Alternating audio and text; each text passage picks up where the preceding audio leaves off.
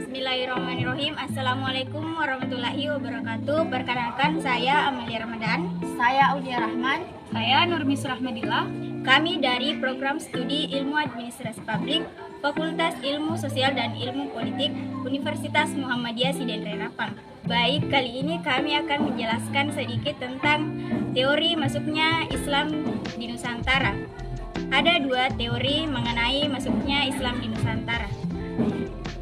Teori yang pertama itu teori yang tergolong lebih awal karena itu disebut saja teori pertama, ialah teori dari Christian Snoek, seorang orientalis terkemuka bangsa Belanda yang pernah menjabat penasehat tentang urusan-urusan Arab dan bumi putra Indonesia. Teorinya itu dikemukakan dalam tulisannya The Islam in Netherlands Landijn. Teori ini bersumber dari artikel yang sudah diterjemahkan dalam bahasa Indonesia yang berjudul Islam di Hindia Belanda S. Gunawan pada tahun 1973. Teori ini yang diramu berdasarkan atas sejumlah sumber seperti tulisan-tulisan pada batu nisan dan dari beberapa catatan perjalanan, antara lain yang dibuat oleh seorang Venesia bernama Marco Polo dalam abad ke-13 dan oleh seorang Arab bernama Ibnu Battuta dalam abad ke-14. Pada prinsipnya menyatakan bahwa proses Islamisasi Indonesia mulai berlangsung kira-kira setengah abad sebelum kota Baghdad ditaklukkan oleh Raja Mongol Hulagu pada tahun 1258 Masehi. Teori ini selanjutnya menegaskan bahwa tidak ada kekuasaan negara yang campur tangan dalam proses tersebut.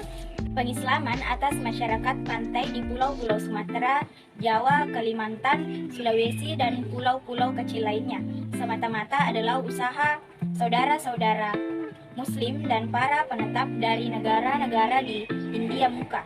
Mereka ini merupakan pedagang-pedagang tradisional yang sejak sebelum kedatangan agama Islam telah menjalin hubungan perdagangan dari India ke pulau-pulau Nusantara.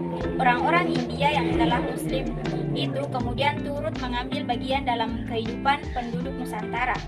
Dengan teori ini, Snoek seakan-akan hendak menyatakan bahwa Islam yang masuk ke Indonesia adalah Islam yang sudah mengalami persentuhan dengan agama Hindu sehingga memudahkan dalam penyesuaian diri dengan agama Hindu atau Buddha yang ada di Indonesia.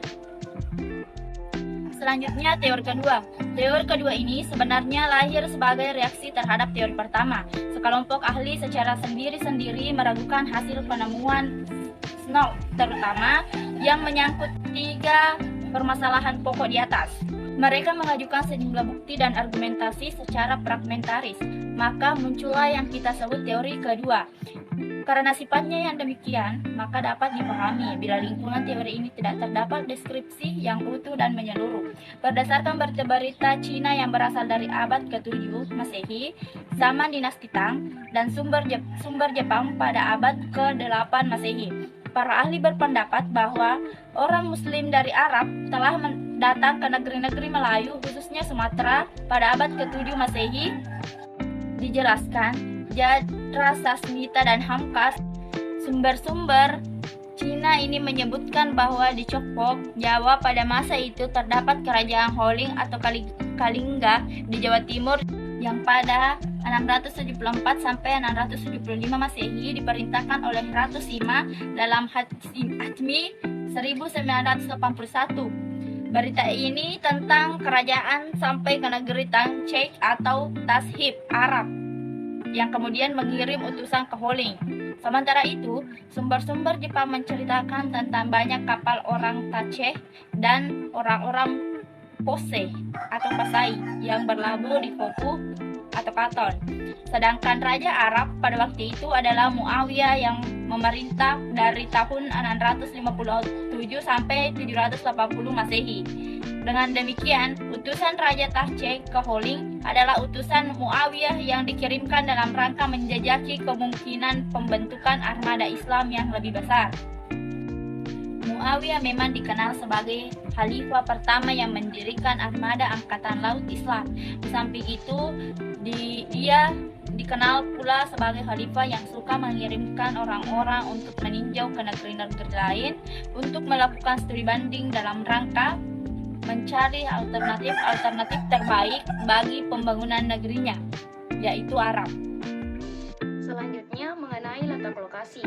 Tahce J.L. Moens tidak sependapat dengan Hamka dan Chandra Sasmita yang pendapatnya dikutip di atas. Tahce yang dalam karya Moens disebutnya Tasi, tak lain adalah Aceh. Sama dengan Yamin yang dalam peta sejarahnya menempatkan Tasi di bawah Samudra Pasai. Selanjutnya, W.P. Groeneveld berpendapat Tasi letaknya di pantai barat Sumatera di mana pada tahun 674 Masehi telah menjadi koloni orang-orang Arab dan Parsi. Kesimpulan ini lahir dari analisa seperti dikemukakan juga oleh Moens bahwa pelayaran dari Kedah ke negeri Arab memerlukan waktu 60 hari, padahal menurut sumber-sumber Cina, pelayaran dari Kaling ke Tasi hanya 5 hari saja. Karena itu tidak mungkin Tasi berada di Arab. Perkiraan bahwa Islam telah datang ke gugusan pulau-pulau Melayu pada abad ke-7 Masehi, menurut Thomas W. Arnold, diperkuat dengan pengetahuan tentang adanya perdagangan yang luas dengan dunia timur yang dilakukan oleh orang-orang Arab sejak masa permulaan sekali. Pada abad kedua sebelum Masehi, perdagangan dengan Ceylon sepenuhnya berada di tangan orang-orang Arab. Pada awal abad ke-7 Masehi, perdagangan dengan Cina melalui Ceylon mengalami pertumbuhan dan perkembangan pesat, sehingga pada pertengahan abad ke-8 Masehi sudah banyak orang-orang Arab yang ditemui di Kanton. Sementara abad ke-10 sampai 15 Masehi hingga datangnya bangsa Portugis, mereka telah merupakan raja-raja perdagangan timur yang sudah mantap.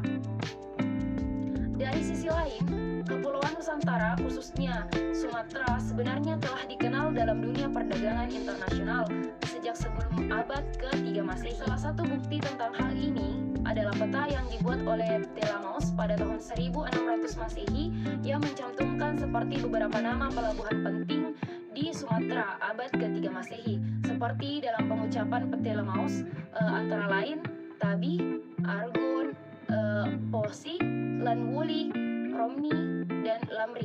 Tempat-tempat itu bukan saja dikenal oleh saudagar-saudagar Grek, malah oleh dari saudagar bangsa-bangsa lain, terutama orang-orang India.